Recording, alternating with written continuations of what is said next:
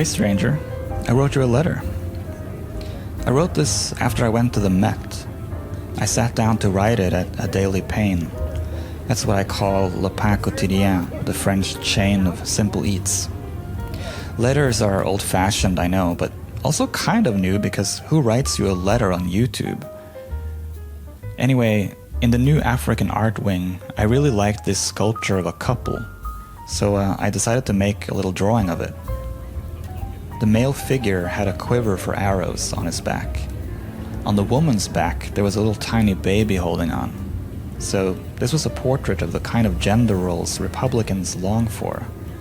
The man a warrior ready to defend his family, and the woman a mother caring for their baby. Two of the things that interest me the least in this world are warfare and babies. While writing this, I'm eating avocado toast and drinking a pistachio vanilla matcha latte, so that's kind of a portrait of me, I guess. Or a mocking caricature, perhaps. Usually at French restaurants, and especially at Daily Pain, I find the servers have time for everything in the world but me and my concerns. But my waitress here today is actually so sweet. She's warm and engaged and kind. She recommended I taste my drink before adding sugar because the vanilla is already quite sweet. She was right. It's perfect as is. When I encounter kindness these days, it sometimes snaps me out of my funk. It feels like some kind of anomaly, until I remember that it's actually been days since I saw other people at all. On this timeline, it's difficult to remember that a lot of people are kind and decent. Have you noticed people talking about this timeline as if there's another one we can switch to? I guess my strategy lately has been to try to put some things on my timeline that allow me to focus on alternate, smaller worlds. A museum, a cafe, a walk along the river, or a drawing. I woke up with an insight the other night, which is probably an insight a million people have had before me, but it goes like this.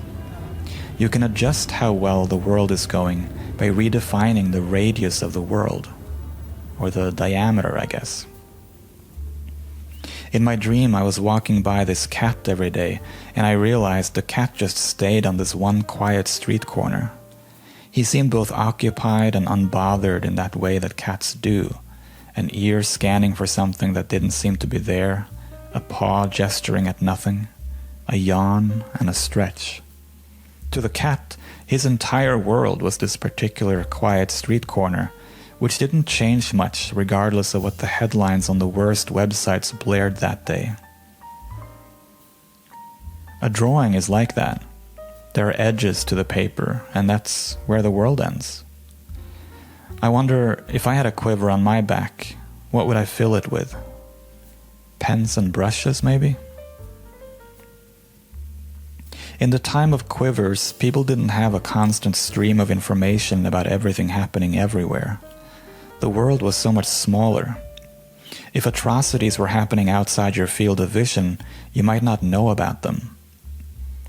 When this current American hellscape started, I remember reading an article arguing that the worst thing to do right now would be to retreat from reality, to hide away in a comfortable world of your own making.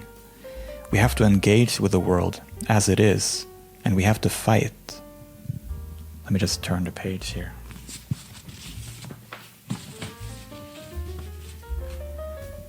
I struggle with this tension between wanting to make my world smaller in order to feel better, but also not wanting to be the privileged guy who just sticks his head in the sand.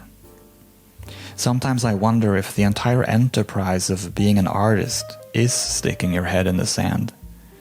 Am I just escaping into pretend worlds? Am I creating pretend worlds for other people to escape into? Is that a good thing? I feel like it's at least not entirely a bad thing. I'm just a tiny speck in the universe, and I do my thing, and other people do their thing, and each of those things are probably a little bit good and a little bit bad. Maybe it's not wildly productive to try to assess each small part of it all that much. What kind of letter is this anyway? When I was in college, I used to be a big fan of the band REM, and they released a song called Ebo the Letter, in which Michael Stipe supposedly just used a letter he wrote as the lyrics. And if you listen to what he says in that song, you'll probably ask, what kind of letter is this anyway? But what I came to realize is that it's the best kind of letter, because it's just kind of this stream of consciousness window into a mind. And I think that's maybe the best we can do. Maybe it's the most honest thing. So let me open up my window and let you take a glance inside. A few days ago, I was walking through kind of a rough neighborhood, and a couple of teenage boys yelled to try to get my attention. At first, I didn't realize that they were talking to me, and then I was hoping they weren't. But eventually it became clear that the only path forward was to take out my AirPods and find out what they were yelling at me about. One of the kids said, "My friend wants you." This was not what I expected, and it would take a lot of supercomputers to figure out what the intent of this communication was. I'm reasonably sure the teenage boy did not in fact want me, considering that I'm more than twice his age and presumably not most teenagers' idea of a hot dude. I'm also reasonably sure neither of these boys were gay, although who knows. But I'm at least very sure that I'm not gay, so all of this is kind of a non-starter. But what did it mean? Were they mocking me? Were they maybe saying that I look gay? Or was the one kid mocking the other kid by suggesting that he's gay? Or maybe they thought I looked so out of place that the very idea of anyone wanting me is the punchline? Or did I mishear what they said?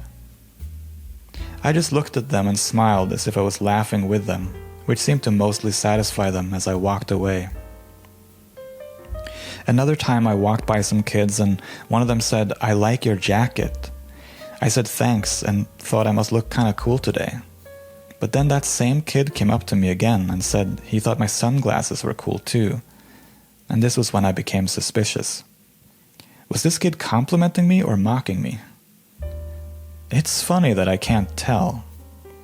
I think as you get older, kids become sort of inscrutable, and I think they enjoy being inscrutable to people they consider boomers, which is anyone over 25. I actually kind of endorse this. I think it's generally good for young people to build a new world with new parameters. The one we have is not that great. I've found too that as I grow older, it's a pleasure to be confused by new things sometimes. In a way, it's like a filter of abstraction laid over the world, when you're not exactly sure what things mean anymore. When the layers of irony and detachment and surreal memes are stacked so thick that you can't quite keep track, there's a nothing matters kind of pleasure to that. And especially because you know something that kids don't always seem to know, which is that some things endure and stay true, even as everything changes. Like this couple sitting on this big stool thing here. They've been sitting there since the 17 or 1800s. I feel like they're projecting, "It's you and me, babe. You and me against the world." That feeling endures through it all. I have that with my wife. I'm not sure why I told you all that stuff about these potentially insincere compliments I'm getting from kids. It's just what's been happening to me and what's been on my mind, among many other things. In the comments section of a video I made a long while ago, someone commented, "You're not really saying anything." I agreed wholeheartedly, and if that same commenter watches this video, a truly cruel fate for that person, but let's imagine it. I think he would say the same thing again. I'm not really saying anything. In this age of measurable metrics and optimization and growth mindsets and hustle culture and all the rest of it, I treasure the ability to say a bunch of things and not really saying anything. That looks a lot like living to me.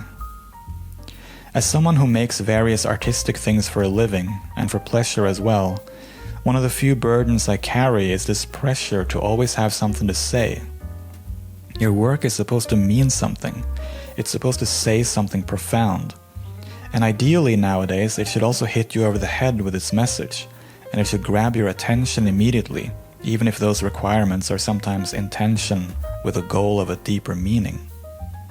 But the message of a postcard or even a letter is often just to say, I was here, or I thought about you, or here is a thing I saw, or a place I visited. And conversations with friends can be like that too. You can connect about anything, or over pretty much nothing at all. The important part is the human connection. So this is perhaps a feeble attempt at that. You and I are just spending some time together without a particular goal in mind. I'm sitting here finishing up my matcha latte on the east side of Manhattan, and you could be anywhere in the world, absolutely anywhere. And yet, here we are, in our small little world, just you and me and a few others. My channel's not very popular. I'm happy you're here though. And that's where I stopped writing this letter, because I kind of had to get going. As you can tell here, this was filmed probably over a month ago now.